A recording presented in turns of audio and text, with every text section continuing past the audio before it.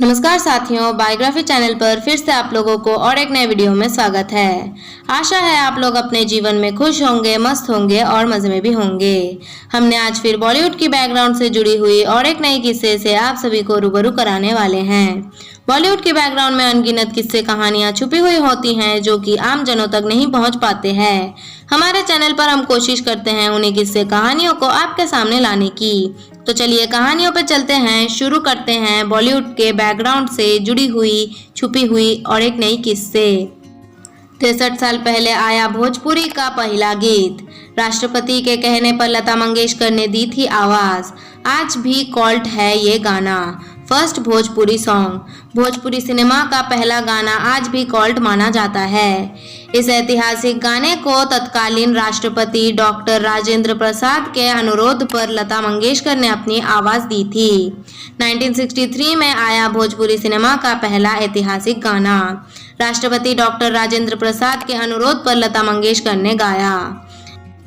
गंगा मैया में तोहे पियड़ी चढ़ाइबो फिल्म ने रखी नींव।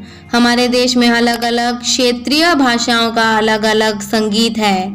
इस संगीत की वजह से ही लोग अपनी मिट्टी और अपने क्षेत्र की मिट्टी से ज्यादा जुड़ाव महसूस कर पाते हैं। सिनेमा में भी संगीत की सीमा सिर्फ हिंदी तक सीमित नहीं रही, बल्कि यहाँ कई भाषाओं में संगीत बना है।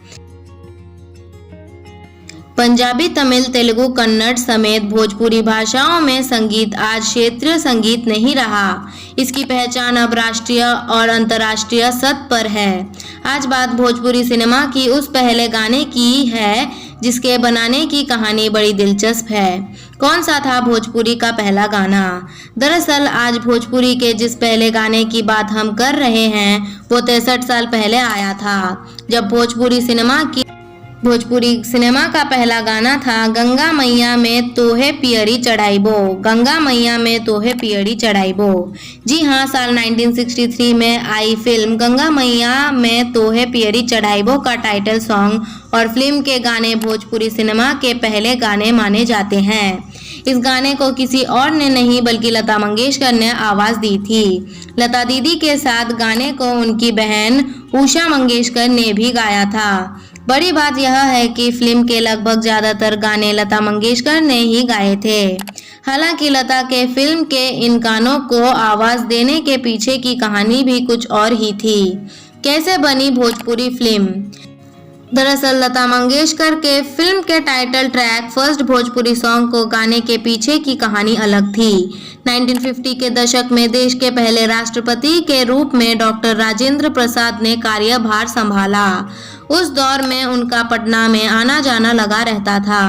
तभी बिहार में रहने वाले लोगों ने उनसे दरखास्त की कि बॉलीवुड में इतनी फिल्में बन रही हैं तो क्यों ना भोजपुरी में फिल्म बने। इसके बाद जब तत्कालीन राष्ट्रपति राजेंद्र प्रसाद मुंबई आए तो उनकी मुलाकात नाजिर हुसैन से हुई। यहाँ उन्होंने फिल्म बनाने का प्रस्ताव रखा तो वो मान गए और उन्होंने फिर भोजपुरी सिनेमा की पहली फिल्म बनाई। राष्ट्रपति के कहने पर लता ने गाया पहला गाना। फिल्म का स्क्रीन प्ले और स्टोरी नाजिर हुसैन ने ही किया और डायरेक्शन की कमान कुंदन कुमार ने संभाली।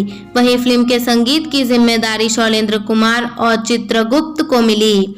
अब संगीत की बारी आई तो लगा कि आखिर फिल्म में गाना कौन गाए। उस दौर में अगर किसी फिल्म में लता मंगेशकर सबसे बड़ी सिंगर थी। हर फिल्म में उनका गाना होता था। मेकर्स चाहते थे कि फिल्म लता दीदी लता मंगेशकर सॉन्ग्स ही गाना गाए, लेकिन किसी की हिम्मत नहीं हुई कि उन्हें अप्रोच किया जाएगा। फिर खुद डॉक्टर राजेंद्र प्रसाद ने लता मंगेशकर को गाना गाने का अनुरोध किया और फिर लता दीदी ने फिल्म के गाने गाए जिसमें टाइटल सॉन्ग पहला था। इसके अलावा फिल्म के एक गाने को मोहम्मद रफ़ी ने भी अपनी आवाज दी थी। बताया जाता है कि फिल्म की शूटिंग ज्यादातर बिहार में हुई और फिल्म ने बजट से कई गुना ज्यादा कमाई की थी। फिल्म में कुमकुम लीड रोल में नजर आई। इसके अलावा खुद नाजिर हुसैन, रामायण तिवारी और हेलेन फिल्म का हिस्सा थी। धन्यवाद साथियों। आज के इस वीडियो में हमने बॉलीवुड के मशहूर सिंगर लता मंगेशकर के गाए हुए भोजपुरी सॉन्ग से जुड़ी हुई किस्से को आपके सामने रखने की कोशिश की है।